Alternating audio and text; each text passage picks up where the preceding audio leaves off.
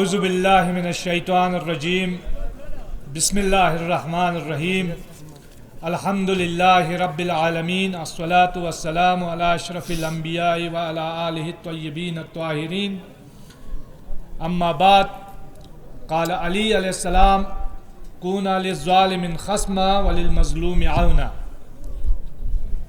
محترم صدر جمعیت العلماء اثنا عشریہ کرگل حجت الاسلام عقائد شیخ ناظر مہدی محمدی صاحب، ہمارے کرگل کے مرکزی امام جمعہ حجت الاسلام عقائد شیخ ابراہیم خلیلی صاحب، محترم سادات عظام علماء کرام اور مومنین جو یہاں شریک ہیں، آپ سب کی خدمت میں السلام علیکم ورحمۃ اللہ وبرکاتہ۔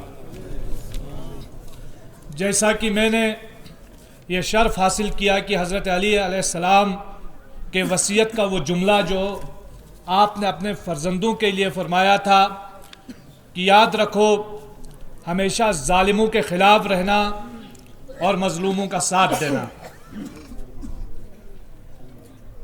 مجھے لگتا ہے کہ ہماری پوری قوم کو یہ شرف حاصل ہے کہ جب سے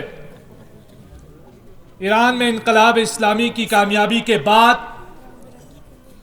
فوراً بعد امام خمینی رحمۃ اللہ علیہ نے، چونکہ اسلامی حکومت قیام پذیر ہوئی تھی، تو یوم القدس کو ایک عالمی مسئلہ بنایا، عربوں سے اس مسئلے کو نکال کے ایک اسلامی مسئلہ بنا کر یہ فرمایا کہ یوم القدس یوم اسلام ہے۔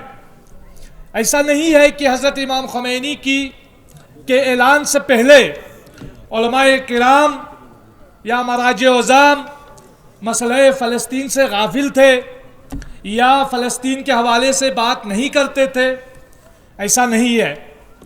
سن 1971 میں بھی حوزہ علمیہ نجف اشرف میں فلسطین کے متعلق ایک عظیم کانفرنس ہوئی، جس میں اس وقت کے مرجع جلیل القدر آیت اللہ العظمہ سید ابو القاسم خوئی، آیت اللہ باقر الصدر اور آیت اللہ العظمہ سید علی سیستانی نے شرکت کی اور فلسطین کے اس وقت کے ڈپلومیٹ کو، سفیر کو بھی بلا کر اظہار یکجہتی کی۔ تو یہ ایک لمبا سلسلہ ہے، ہماری وراثت کا حصہ ہے کہ ہم نے فلسطین کے کاز کو، فلسطین کے مسئلے کو آج تک فراموش نہیں کیا ہے۔ اور یہی وجہ ہے کہ جب بانی انقلاب اسلامی حضرت امام خمینی رحمۃ اللہ علیہ نے اس بات کا اعلان کیا کہ یوم القدس کو پوری دنیا میں منایا جانا چاہیے، تو اس رمز کو ہمارے یہاں کے علماء نے، بالخصوص جمعیت العلماء نے اس کو محسوس کیا، اور تب سے لے کر آج تک بدستور ہم اس دن کو مناتے آ رہے ہیں۔ امام خمینی رحمۃ اللہ علیہ یہ فرماتے تھے کہ یہ ایرانی مسئلہ نہیں ہے، یہ انقلابی ایک مسئلہ ہے، یہ اسلامی ایک مسئلہ ہے، اور یوم القدس فقط فلسطین سے مربوط نہیں ہے۔ یہ یوم القدس ظاہر سی بات ہے قبلہ اول کا مسئلہ ہے، تو پوری دنیا کے مسلمانوں کو ایک جگہ جمع کرنے کا مسئلہ ضرور ہے، لیکن صرف فلسطین سے مربوط نہیں ہے۔ آج ہم دیکھتے ہیں کہ یہی یوم القدس یوم شام بھی ہے، یہی یوم القدس یوم عراق بھی ہے۔ افغانستان کے اندر اگر آج داعش کے ظلم و بربریت کا جو نشانہ بن رہے ہیں، تو ہم اس دن کو یوم افغانستان کے نام سے بھی مناتے ہیں۔ تو آپ نے دیکھا کہ امام خمینی نے جتنی بھی حریت پسند طاقتیں ہیں دنیا کے اندر، جتنے بھی مظلوم طاقتیں ہیں دنیا کے اندر، ان تمام مظلوم طاقتوں کو اکٹھا کیا، ان کے لیے ایک مقاومتی پلیٹ فارم پرووائڈ کیا۔ اور یہی وجہ ہے کہ آج ہم پوری دنیا کے اندر، حتیٰ کہ ان ممالک کے اندر بھی یوم القدس دیکھ رہے ہیں جن ممالک کے اندر آپ باور بھی نہیں کر سکتے تھے کہ یہاں یوم القدس منایا جائے گا۔ مثال کے طور پر یوم القدس برطانیہ کے اندر منایا جاتا ہے، یوم القدس امریکہ کے اندر منایا جاتا ہے، یوم القدس آج کینیڈا ٹورنٹو کے اندر بھی منایا جاتا ہے، جبکہ اتنا سارا کیپٹل، اتنا سارا پیسہ، حکومت، سب کچھ اسرائیل کی حامی ہونے کے باوجود بھی لوگ فلسطین کی حمایت میں اٹھ کھڑے ہوتے ہیں۔ اور یہی بیداری جو امام خمینی رحمۃ اللہ علیہ کے پیغام سے آئی ہے، ان 40 سالوں میں ہم نے دیکھا ہے. ہم نے یہ بھی دیکھا ہے کہ اس یوم القدس کی وجہ سے جو مقاومتی محاذ تھا پوری دنیا کے اندر وہ ایک جگہ جمع ہوا ہے. ہم نے یہ بھی دیکھا ہے کہ عراق کے اندر جب داعش نے اپنا اثر نفوذ پیدا کرنا شروع کیا، جب شام کے اندر اپنا اثر و نفوذ پیدا کرنے کی کوشش کی، تو یہی مقاومتی محاذ تھا، یہی یوم القدس کے فرزند تھے جنہوں نے 4 سال کے اندر داعش کو تہس نہس کر دیا. عزیزان محترم، ہم دیکھتے ہیں کہ یوم القدس شروع میں یہ میراث ہماری تو ضرور ہے، لیکن یہ ہم نے پوری انسانیت کے لیے ایک دروازہ کھولا ہے، بالخصوص پوری دنیا کے مستضعفین کے لیے. آج اس یوم القدس کے جلوسوں میں اگر آپ دنیا بھر میں دیکھتے ہیں، جارج گیلوے سے لے کر طرح طرح کے جو یورپین پارلیمنٹیرینز ہیں، یورپین تھنکرز ہیں، فلاسفرز ہیں، وہ سب یوم القدس میں حصہ لیتے ہیں. اور یوم القدس میں باشعور افراد بغیر کسی رنگ و نسل کے، بغیر کسی ذات پات کے وہ شریک ہوتے ہیں اور مستضعفین سے، مظلومین سے اپنی حمایت کا، اپنی والہانہ عقیدت کا اظہار کرتے ہیں. عزیزان محترم، ہم نے دیکھا کہ اس یوم القدس کی وجہ سے، جیسے امام خمینی رحمۃ اللہ علیہ نے فرمایا تھا کہ فلسطین کا مسئلہ کبھی ڈپلومیسی سے حل نہیں ہوگا، یہ مسئلہ مقاومت سے حل ہوگا.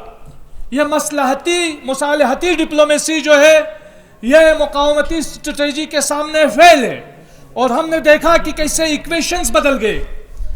ایک وہ اسرائیل تھا جس نے 70 کی دہائی میں 4 عرب ملکوں کو صرف ایک ہی ہفتے کے اندر ڈیر کیا تھا، یعنی کئی اسلامی ممالک کو گولان کی پہاڑیوں تک اسرائیل ایک ہفتے کے اندر قابض ہونے میں کامیاب ہوا.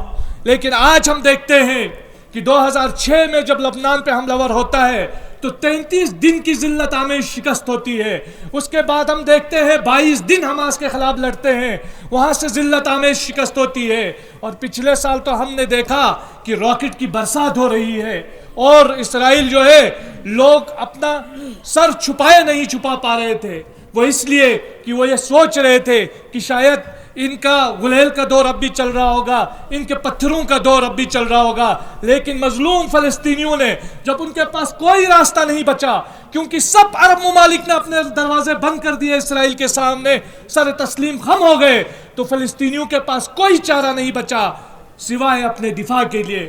اور وہ اپنے دفاع کے ذریعے، اور وہ دن دور نہیں ہے، ان قریب وہ دن ضرور آئے گا، جیسا کہ مقام معظم رہبری نے فرمایا تھا کہ آئندہ 25 سے 27 سال کے عرصے میں آپ لوگ بیت المقدس میں نماز ضرور ادا کریں گے. اور ہمیں اس بات کا یقین کامل ہے کہ ان قریب وہ دن آئے گا جب فلسطین آزاد ہوگا اور اسرائیل غاصب کو، صہیونی ریاست کو اپنے وطن واپس لوٹنا پڑے گا جہاں سے وہ آ کے اس مقدس سرزمین پر قابض ہوئے تھے. عزیزان محترم، ہم نے دیکھا چونکہ یہ یوم القدس یوم مستضعفین ہے، ہم اور آپ کے آس پڑوس کے حالات دیکھیے کہ جس طریقے سے یہ جو سامراجی طاقتیں ہیں ان کے اعلی کار ہے، بالخصوص داعش اور یہ جو تکفیری ایلیمنٹس ہے، کبھی آپ کو پشاور کی مسجد لہو لہان کرتے ہیں، کبھی آپ کو افغانستان کے مزار شریف میں، کبھی کابل کے کسی سکول پہ حملہ ور ہوتے ہیں. اور ان کے سامنے رحم نامی کوئی چیز نہیں ہے، کیونکہ ایک بات یاد رکھیں، جس دل میں آل محمد کی محبت نہ ہو اس دل میں کبھی رحم نہیں ہو سکتا ہے. اور ان خونخوار جنگلی دہشت گردوں نے جو خون کی ہے ہولی کھیلی ہوئی افغانستان سے لے کر پاکستان تک، اور ابھی حال ہی میں کندز افغانستان کے اندر جو ایک شیعہ مسجد، اہل سنت مسجد میں بھی دھماکہ کیا، اس سے ہمیں صاف ظاہر ہوتا ہے کہ کس طرح یہ ظلم و بربریت جاری ہے. پاکستان میں دہشت گردی بند کرو، پاکستان میں دہشت گردی بند کرو، بند کرو، افغانستان میں دہشت گردی بند کرو، بند کرو. پاکستان کے مظلوموں ہم تمہارے ساتھ ہیں، افغانستان کے مظلوموں ہم تمہارے ساتھ ہیں. گروہ داعش مرد آباد، مرد آباد، گروہ داعش مرد آباد، مرد آباد، گروہ داعش مرد آباد، مرد آباد. دہشت گردی دہشت گردی دہشت گردی. شکریہ. تو ہم نے دیکھا کہ کس طرح ظلم و بربریت کا پہاڑ توڑا جا رہا ہے. ہم نے دیکھا کل تک تو عمران خان پاکستان میں ریاست مدینہ بنا رہا تھا اور آئے روز دھماکے سے لوگ لہو لہا ہو رہے تھے, کوئی پرسان حال نہیں تھا, کیونکہ ان تکفیری دہشت گردوں کو کھلی چھوٹ دی ہوئی ہے. حکومت کی ایما پر یہ لوگ کارروائیاں کرتے ہیں. اور ان کے ایک دہشت گرد تھے ملک اسحاق, اور اس سے پہلے ایک تھے اورنگزیب فاروقی. وہ عدالتوں میں جا کے کہتے تھے کہ ہم جو شیعہ نسل کشی کرتے تھے اس کو ہم آئندہ بھی کنٹینیو کریں گے. یہ ظلم و بربریت ہے جس کو استعمار کی ایما پر, سیونزم کی ایما پر یہ اور عرب حکمرانوں کی ایما پر کنٹینیو کیے ہوئے تھے. آج اب دیکھتے ہیں کہ یہ مقاومتی لوگ جگہ جگہ اٹھ کھڑے ہوئے ہیں, اپنے حقوق کو چھین کے لینے کے لیے تیار ہوئے ہیں. آپ سعودی عرب کے اندر دیکھیں, قطیف کے اندر لوگ اٹھ کھڑے ہوئے اور اپنا حق کو چھین کے لینے کے لیے تیار بیٹھے ہیں. آپ دیکھیں بحرین کے اندر شیخ عیسیٰ قاسم, اور ادھر ہم نے دیکھا آل سعود میں مرحوم شہید شیخ باقر النمر نے جو شہادت کا عظیم کارنامہ پیش کیا. یہ ہماری تاریخ ہے, یہ ڈکی چھپی تاریخ نہیں ہے, یہ روشن تاریخ ہے جس سے ہمیں سبق لینا چاہیے, عبرت حاصل کرنی چاہیے. اور ہم نے دیکھا ایک آیت اللہ کو پچھلے 4-5 سال سے اسیر بنا کے رکھا گیا, شیخ ابراہیم زکزکی صاحب کو, اور بڑی مشکل سے جب کچھ نہیں ملا, جب کچھ نہ ہو سکا تو حکومت کو شرمندگی سے ان کو رہا کرنا پڑا. اور آج الحمدللہ ایک باعزت زندگی علامہ شیخ ابراہیم زکزکی صاحب گزار رہے ہیں. عزیزان محترم, یہ قدس یہ ہم لوگوں کے لیے بیداری کا دن ہے, اس لیے ہمیں اس دن سے سبق لینا چاہیے. بدقسمتی کی بات ہے ہمارے معاشرے کے اندر بھی, بالخصوص ہمارے اس ملک کے اندر بھی کچھ عرصے سے کچھ گروہ جو تکفیری خیالات کے ہیں لیکن ان کا مذہب الگ ہے لیکن سوچ تکفیری ہے, وہ اٹھ کھڑے ہوئے ہیں. مذہب کے نام پہ جو جنونیت اور پاگل پن کا مظاہرہ کر رہے ہیں وہ کسی سے ڈکی چھپی بات نہیں ہے, اور بدقسمتی سے ان کو حکومت کی سرپرستی حاصل ہے. یہی وجہ ہے کبھی کرناٹکا میں حجاب پہ پابندی عائد کرنے کی کوشش کی جاتی ہے, اور کبھی جہانگیر پوری اور مدھیہ پردیش کے اندر, راجستھان کے اندر مسجدوں میں پرچم نصب کر کے اور بلڈوزر کے ذریعے مظلوم مسلمانوں اور دلتوں کے خلاف یہ جو ظلم و بربریت کا ننگا ناچ ہو رہا ہے, ہم اس سٹیج سے یہ بتانا چاہتے ہیں یہ فوراً بند ہونا چاہیے. ہندوستان کے مسلمان اس ملک میں کوئی خیرات نہیں مانگ رہے ہیں. ہندوستان کے مسلمانوں کو اس ملک میں اتنا ہی جینے کا حق ہے جتنا اس ملک کے سربراہان مملکت کو ہے.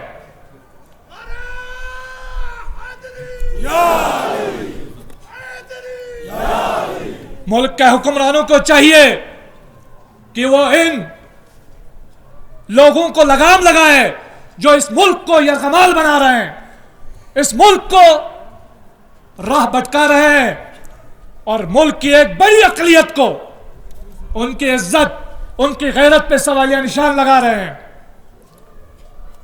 ہم آج کے اس جلسے کے دوارا یہ پیغام پہنچانا چاہتے ہیں, اور ہم نے یہ بات ہوم منسٹری میں بھی کہی تھی کہ ہم ملک کی عزت و آبرو بننا چاہتے ہیں, ہم اس ملک کا عزت و وقار بننا چاہتے ہیں, ہم اس ملک کی طاقت بننا چاہتے ہیں. ہماری خاموشی ہماری شرافت کو کمزوری نہ سمجھو, ہم بزدل نہیں ہیں, ہم امام حسین علیہ السلام کے ماننے والے ہیں.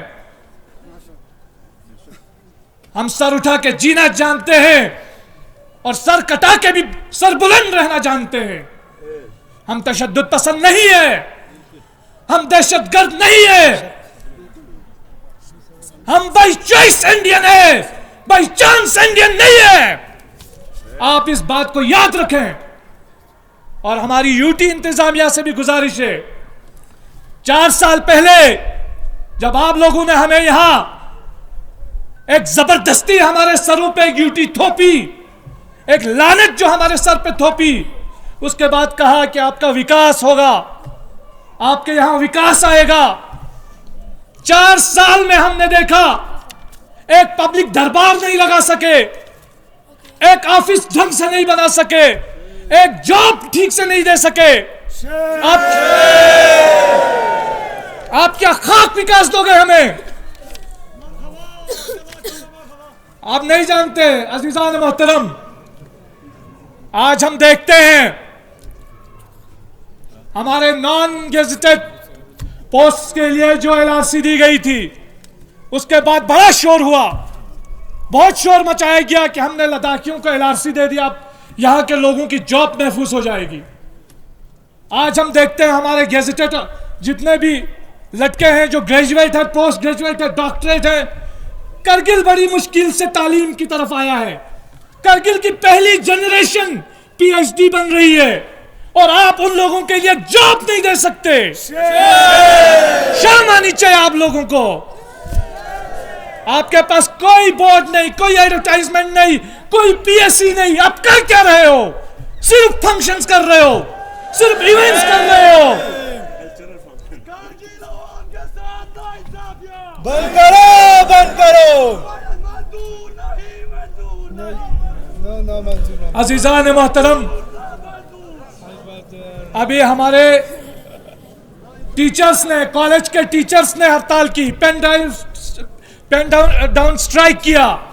وہ اس لیے کیا کہ ہائر ایجوکیشن کو ڈائلیوٹ ہونے کا خطرہ ہوا، اس کو کلسٹر یونیورسٹی میں مرج کرنے کا خطرہ ہوا۔ ان تمام لداخ کے لوگوں سے، کیونکہ ایک بات یہاں بتاتا چلوں، بھلے ہی ہمارے اور لیہ کے بہت سارے اختلافات ہیں، بہت ساری جگہوں میں ہیں، اور یہ ایک حقیقت ہے، لیکن ہم لوگوں کا درد مشترک ہے۔ یہ لیہ والوں کو بھی سمجھنا چاہیے اور کرگل والوں کو بھی سمجھنا چاہیے۔ ہم لوگوں کا مستقبل ایک ہے۔ اگر ہمارے سے الگ ہو کر آپ نے مستقبل انتخاب کیا، 200 سال بھی سٹرگل کرو گے، کہیں پہنچنے والے نہیں ہو۔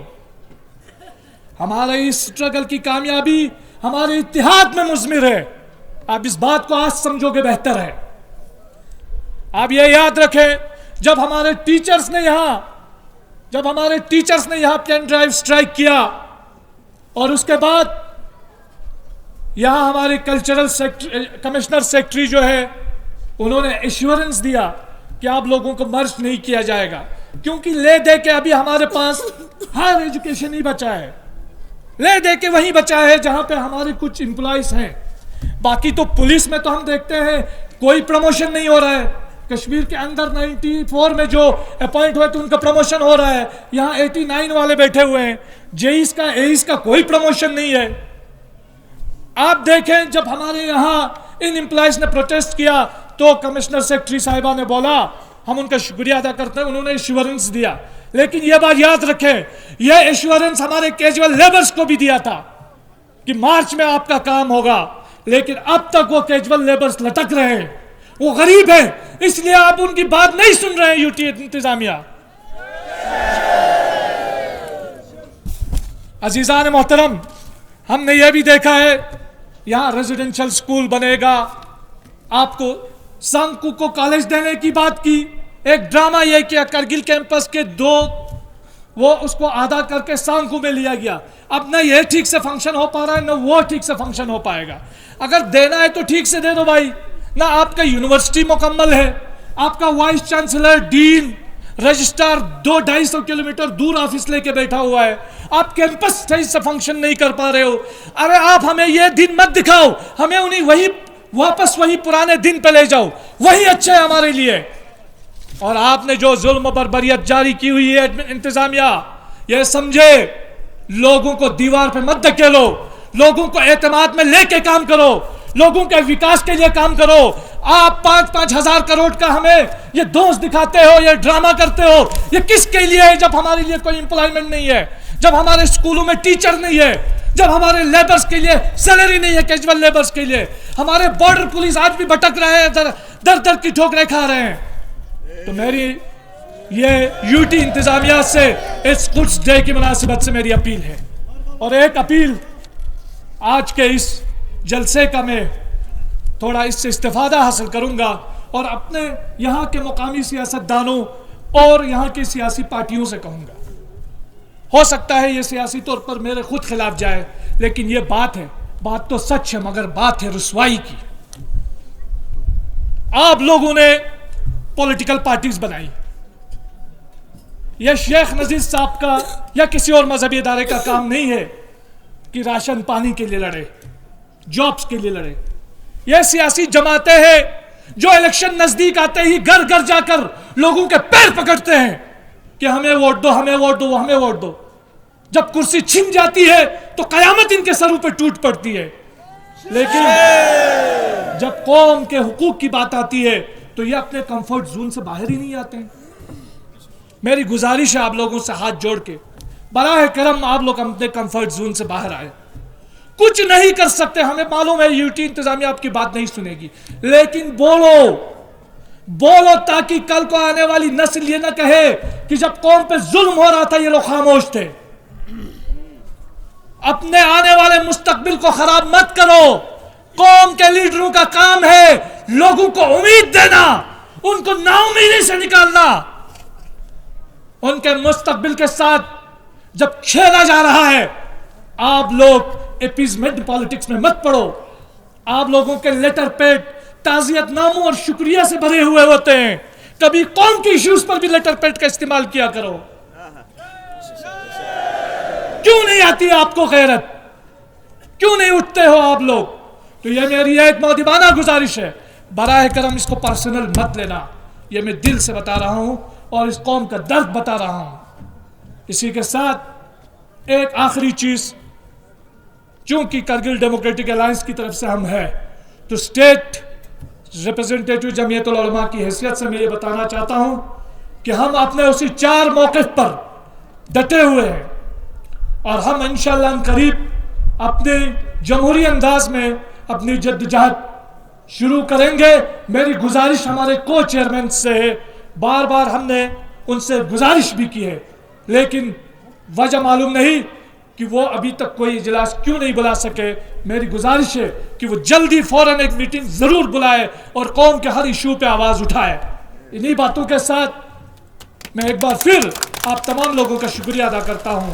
والسلام علیکم ورحمۃ اللہ وبرکاتہ.